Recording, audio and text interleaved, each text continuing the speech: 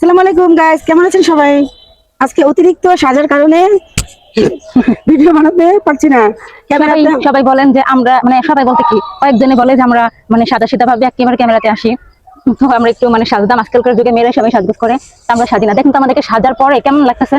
সাজার পরে আমি মনে করি যে আমাদের সাজলে ভালো লাগে না, না সাজলে আমাদেরকে সুন্দর লাগে।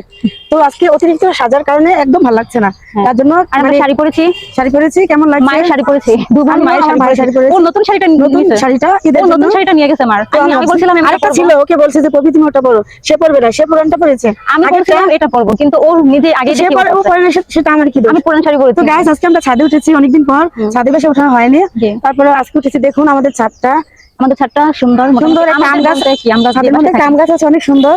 এই যে আম গাছটা খুব ভালো লাগে, যে আম ধরে ঝুলে ঝুলে, কিন্তু আমরা এখন আম খাইনি। আর এখানে আমাদের আশা পড়ে না ছাদের মধ্যে, আমরা রাস্তার সাথে যে ছাদ, তার জন্য আমরা ছাদে উঠি না। কারণ তো আজকে হঠাৎ ভাবলাম যে চলো শাড়ি পরি, আর যেহেতু আবহাওয়াটা আজকে একটু বৃষ্টি বৃষ্টি ভাব, তো ভাবলাম ভূতের মতো লাগতেছে বেশি সাজগোজ করার জন্য। অতিরিক্ত সাজ আমাদেরকে মানায় না।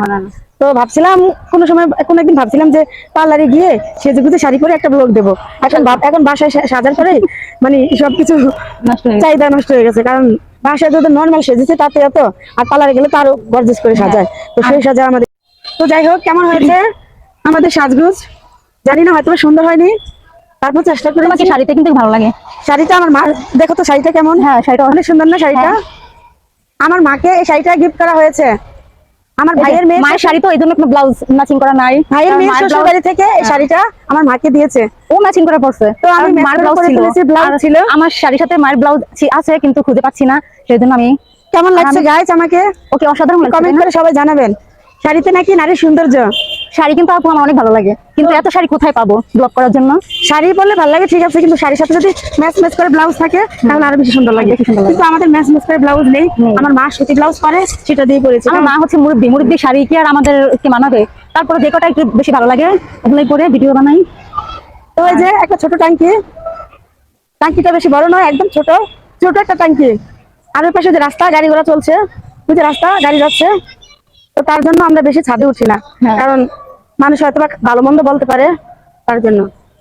কিন্তু ছাদে না উঠলে ভালো লাগে না, বাড়ির উপরে ছাদ বিকালবেলা একটু ছাদে সময় ভালো লাগে, অনেক ভিডিও বানানো যায়, কিন্তু ছাদে ওঠা যাচ্ছে না, সেটা সমস্যা। সবাই গরু নিয়ে ব্যস্ত, কোরবানির ঈদ, আমরা শাড়ি নিয়ে ব্যস্ত, শাড়ি পরে ব্যস্ত। যাই হোক, এখন কোথায় ঈদে যাবো? কোথায় যাবো সেটা এখনো ডিসিশন হয়নি, কোথায় যাবো বেড়াতে না। যাই হোক, তো কি করছো না, ঘোরাফেরা করছো নাকি? হ্যাঁ, এই যে মায়ের শাড়ি পরেছি, মুরব্বি শাড়ি পরেছি। মুরব্বি শাড়ি পরলে মুরব্বি লাগবে, তাই না?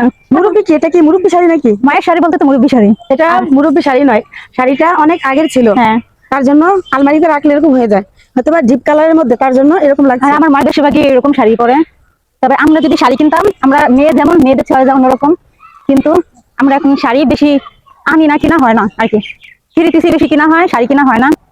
তবে তো সুন্দর লাগছে পপি তোমাকে। তোমাকে তো সুন্দর লাগছে, দাও দেখবে।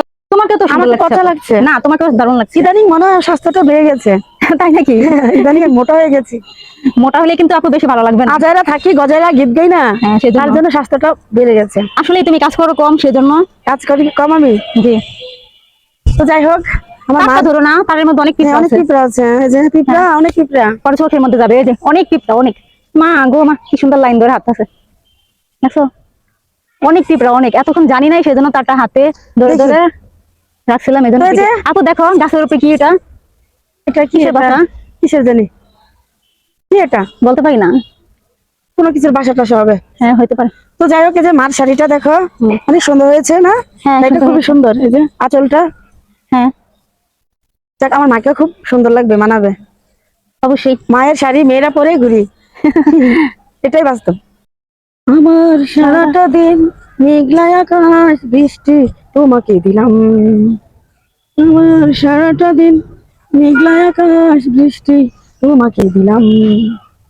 লা লা লা লা লা লা লা লা লা। তোমার এই সিঁড়ির থেকে ওই সিঁড়িটা বেশি উঁচা। হ্যাঁ, এগুলো আসলে নতুন করছে তাপু, আর জায়গা কম, তো এই জন্য একটু উঁচা হয়েছে। হ্যাঁ হ্যাঁ, আসতেছি, দাঁড়াও। হ্যাঁ, এই যে চাবি।